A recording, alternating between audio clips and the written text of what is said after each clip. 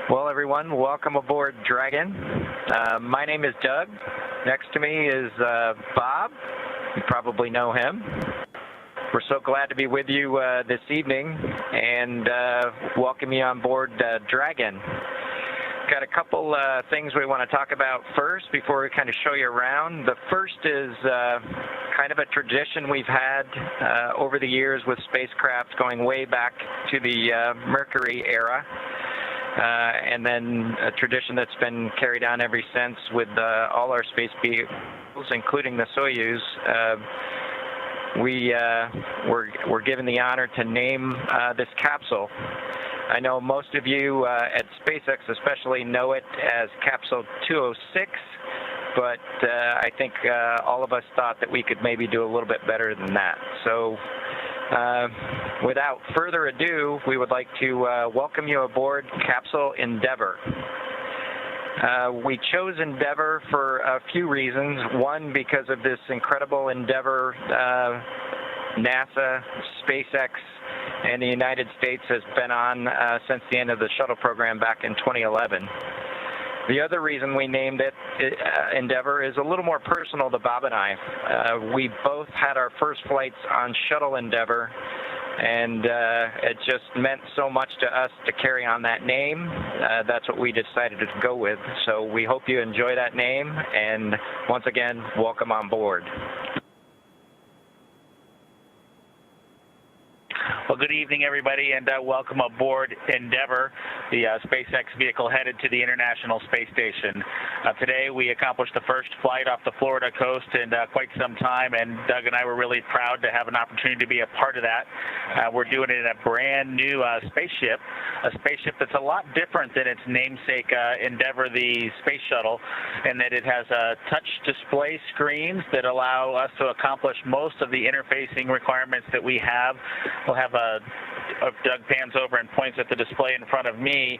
You can see the forward view that we had during the maneuvers that we most recently did. You can look out the window. It looks like the centerline camera doesn't have a lot of content on it now. We're kind of pointed into space so that the windows can see the Earth below us.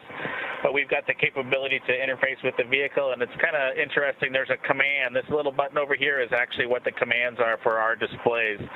One thing that does get lost is there is a extensive button panel down below as well. So over on this side, we can turn the displays on and off, as well as send some commands for some contingency situations.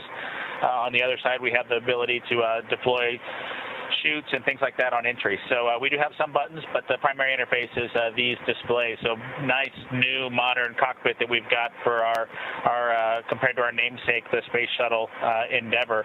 I'm going to migrate a little bit away from our seats here, and Doug from his seat is going to continue to try to follow me so you can tell what can be seen from the seat that he sits in.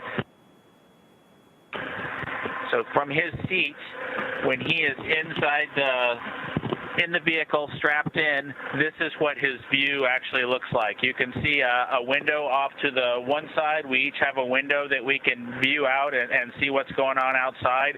That was exciting on ascent for us to be able to see the arm rotate away from the pad, and that's when we both, I think, knew that we were going to launch today. So that was super cool. I've got one on my side as well. The hatch that we came in is the hatch that's right behind me. It is a little bit of a tight quarters, but I'm going to try to demonstrate some of the capability that we have now that we're in zero gravity. So I think I was requested to do a backflip. I'm going to kind of do a side spin, which is a little bit of a permutation on that request. So hopefully you can see what it's like to actually float in zero gravity, and Doug and I are super excited that we got the opportunity to do this again today, even before the end of May. So that was super cool. We did, it turns out, end up with one stowaway on board our vehicle when we launched today. It was not just Doug and I who accomplished the launch here. We do have an Apatosaurus aboard. We both have two boys who are super interested in dinosaurs.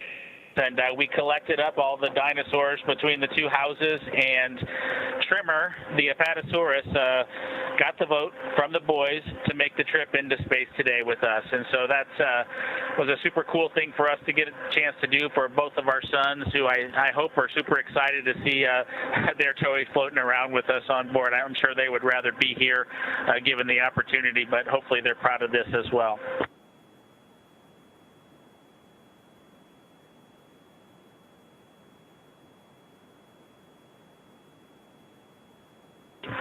Okay, as we work our way towards one of the windows, unfortunately it's getting a little bit dark, but I don't know if Bob can pan over here. We just passed off of the coast of Newfoundland, and we're headed over to over the Atlantic right now. I don't know if you can get a good picture of that.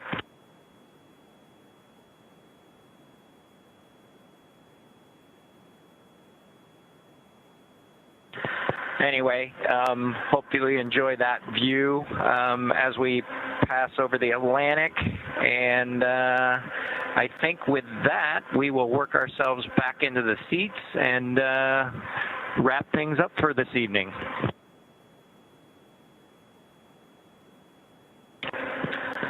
So Doug's there making a nice big smile for the camera. I hope you enjoyed the trip today with us on board the Dragon Capsule Endeavour with our friend Trimmer, the Apatosaurus, and Doug and I.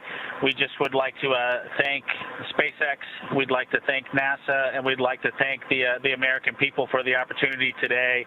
And we're really proud of the entire team that was able to accomplish human spaceflight again from the Florida coast. Just a wonderful experience. Doug and I are just so proud to be a part of it, and just want to thank everybody who gave us this opportunity and worked so hard to make this happen today. So with that, I think it'll be good night from Capsule Endeavour. Good night to everyone at NASA, at SpaceX, and the United States, and congratulations to the teams that got us into orbit. And we're looking forward to seeing Chris Cassidy and his Russian colleagues on board the International Space Station tomorrow morning.